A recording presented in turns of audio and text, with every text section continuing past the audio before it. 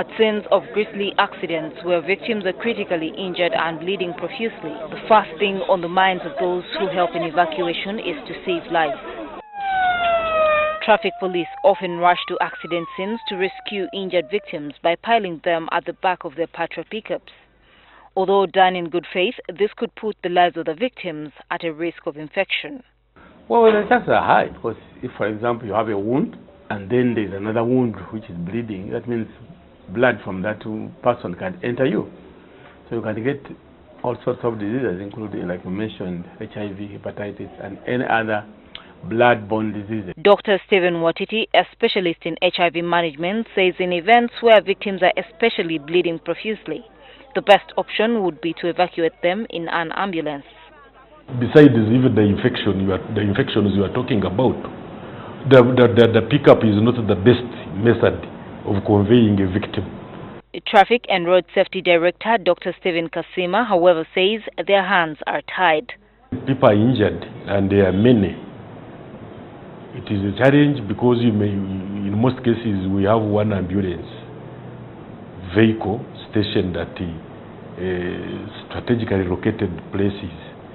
Pickups, police patrol vehicles are used as a last resort because depending on the time the ambulance may reach, you may save life. In a situation like this one, Dr. Watiti says first aid is the first priority for accident victims. First check whether they are breathing, because if you don't breathe for when I mean you die, then check whether they are bleeding, because and bleeding is serious, because after somebody may have a small wound, but then they bleed to death.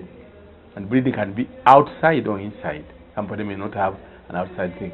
And then check it for the bone. The police officers also are being trained on first aid and how to manage emergency victims of accidents. Even those who rush to the scenes to help without protective gears face a risk. We try as much as possible to minimize the risk so that we don't get infection. And very few, I don't know any, have got infection from such scenes.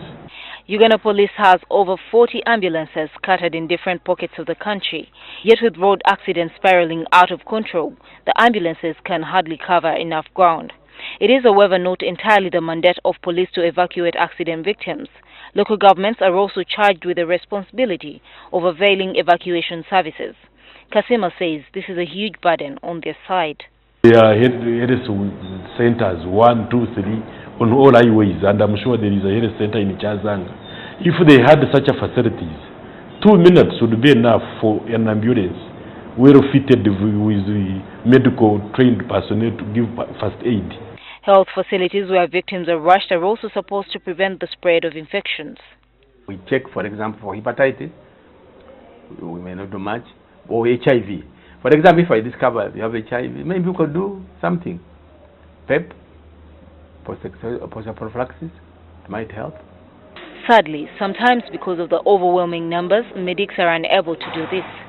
Dr. Watiti advises that first aid given should be safe enough not to expose victims to infections. Gertrude Tumusime with Kwari, NTV.